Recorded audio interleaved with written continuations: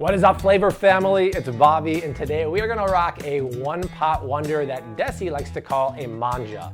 Plus, this recipe is gonna be Whole30 because New Year's is upon us, and I wanna give you a recipe to start the new year right.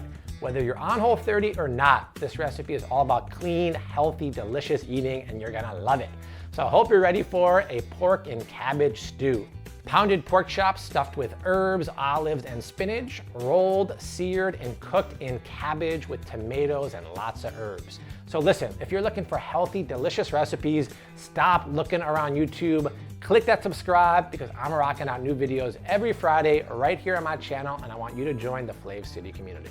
All right, the first thing we have to do is get our braised cabbage started. So I have my biggest pot in my kitchen preheating over medium-high heat. I'm gonna drizzle in a couple teaspoons of olive oil and then add one onion that I finely diced. A little bit of spice will make our cabbage that much better. So I'm gonna shake in a few red pepper flakes, maybe about a half a teaspoon, and then pinch in a half a teaspoon of salt and a few cracks of black pepper. So I want the onions to wilt down and get some of the moisture out of there before I add the cabbage. So give that mixture a nice stir. In the meantime, I have my Mountain Oak cabbage on standby here. This is 3.5 pounds of white cabbage. It may look like an absurd amount of cabbage, and it is, but it's all water weight. So after we cook it, it'll go down by like a quarter. I'm gonna push that aside and get some vine-on tomatoes rocking here. I love finding these guys in the store. They're so sweet and they're so ripe. You can also use canned tomatoes for this recipe, but if you find these tomatoes in the store that are the hothouse tomatoes that are white and rock hard like a baseball, don't buy those. I don't know who eats those. They have no flavor and have no business up in this recipe. All right, so I'm gonna take the vine off here and just roughly chop them and keep them on standby. All right, check out the onions, you guys. They're starting to get some nice color on there. So now is the time I wanna reach for 3 cloves of garlic that I finely chopped. And remember, garlic burns easily, so you wanna wait until the onions are about halfway done to add them. And now it's time to reach for a very traditional ingredient, sweet paprika. Now this is a really kind of Eastern European dish or like a Germanic dish. And Desi makes the cabbage in the house almost always, but now I'm doing it and she would not let me make this without adding at least 1.5 teaspoons of sweet paprika. It's gonna add flavor and a nice red color. So give that a stir up, and then I'll cook this for just another couple minutes. The aromatics are cooked down, so let's go in with the tomatoes that I diced. And then our Mountain Oak cabbage here. Fits like a glove. Now the cabbage is bland as can be, so be generous and go with a good teaspoon of salt in here.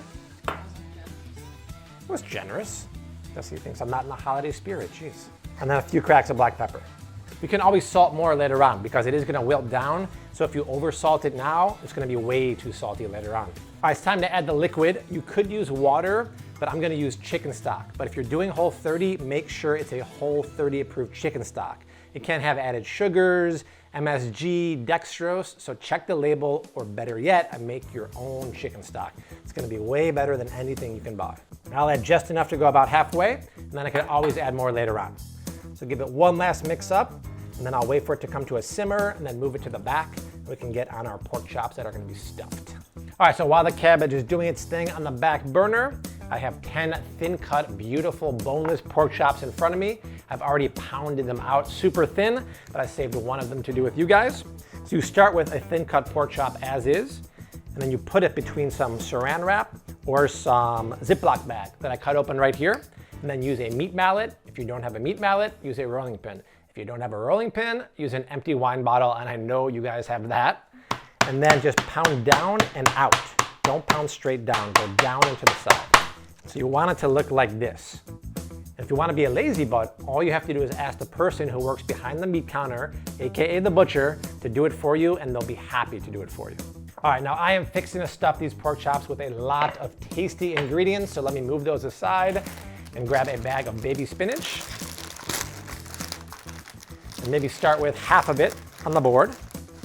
Now you could do this in a food processor, which I was planning on doing, but why dirty up another machine and create more work for me already? Just do it freeform. With a knife, it's gonna work fine. Then for a little bit of crunch and texture, I have some pistachios. I'm gonna shake over maybe a couple tablespoons. Now to get some salty briny flavor in here, I have some painted Kalamata olives. I absolutely love these guys. So just drain them from the liquid. and then go in with about a 1/4 cup. Desi is wondering how this is gonna work, how this mess is gonna stay on this board, and at this point I'm kind of wondering the same thing. But let's roll with it. We gotta do a little zest because I'm obsessed with it, so let's zest in 1 lemon here. For some freshy fresh, I wanna reach for some dill, which dill and cabbage, by the way, are BFF. The flavor combination is legit. So add a good maybe a couple teaspoons, and then shake in some fresh parsley. Now remember, building ultimate flavor is all about seasoning at every step of the cooking process. So our filling has to be seasoned too. So pinch over a 1/4 teaspoon of salt and a few cracks of black pepper. And then let's see how messy this thing gets, and take your knife and just roughly chop everything. So it's cool because the filling of the pork is gonna be really fresh and zesty.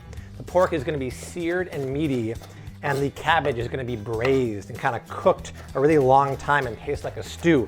So you have all these fresh, cooked elements coming together as one. Not only did I not spill 1 drop of this mixture, but it looks absolutely money. You wanna check it for seasoning. Wow, full of flavor and fresh. That is awesome. Let me grab my board here, and we can get to stuffing these pork chops. All right, let's grab a few pork chops here. First, let's season it. So pinch over a little bit of salt and then some pepper. Flip the chops over, a little more salt and pepper. And then grab some of the filling and place it right on top of the pork chops. And then tightly roll up the pork chops, just like you're rolling a Cuban cigar. Then grab a toothpick and then insert it right where the flap is, all the way across. And then do a second one for good measure. I'm gonna roll up the rest of these guys and get them ready for the pan. I feel like a German grandmother rolling all these Rouladen. Which worst is the worst worst? The Weisswurst is the best best. We're having a Rouladen party. Come on down. Bring a stein of beer. All right, the pork rouladen are looking money. Now we could just drop them in the pot of cabbage and let them cook, but why not add even more flavor and sear them first? So I have a large nonstick pan here. I'm gonna preheat it over medium-high heat. Now while that's doing its thing, let's check inside the cabbage pot and see how that's cooking. All right, it looks really good. It's nice and saucy. The cabbage is wilting down, but it still needs another probably 10 to 20 minutes. So let me slap the lid back on there. For our searing, let's get in 2 teaspoons of olive oil. Now, if you've preheated your pan long enough, it should make this noise. Perfect. You're starting that searing process immediately. All right, as soon as the last one goes down, take your best friend, the splatter guard, slap that down. That'll prevent you from cleaning up an extra 10 minutes. Let those go for 2 to 3 minutes. Do not touch them, then we'll flip them over. All right, let's flip the pork. Yeah, baby. Check out that beautiful crust here, you guys. The only reason we're getting that layer of flavor and that kind of color is because we have a hot pan that we preheated. All right, let's put the splatter guard back on.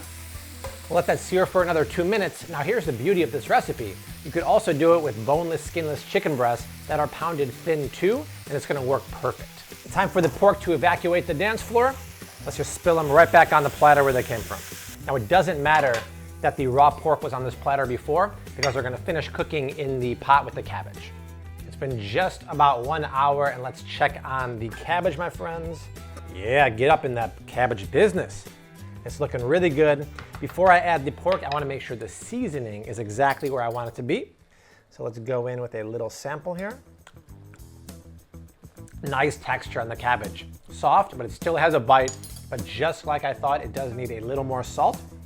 So let's pinch that in. And then we can get the pork roulade in the pool here.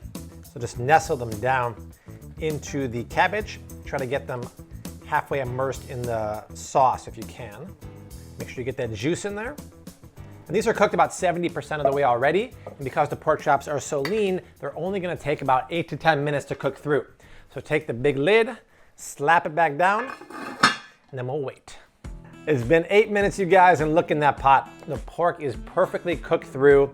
The water or liquid has reduced even more. Shake in some fresh parsley and a bunch of fresh dill. This pot of goodness is done. All we have to do is build our meal prep containers for the week. Let's scoop in a big healthy portion of the cabbage and then put in 2 pieces of the pork roulade. Containers are done and looking fine. By the way, this will last in the fridge for 5 days. All right, first let me cut the pork in half here. Ah, look how cool that is, you guys. You can see the filling perfectly kind of marbled in there. Looks awesome. Grab a nice big bite.